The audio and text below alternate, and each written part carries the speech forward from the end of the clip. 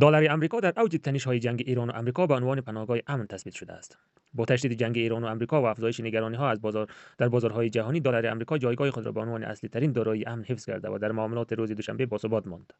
رویترز گزارش داد سرمایه‌گذاران در پی ضرب العجل تازه دونالد ترامپ برای بازگشایی تنگه هرمز و تهدید به حمله به زیرساخت‌های ایران به دلار رو آوردند.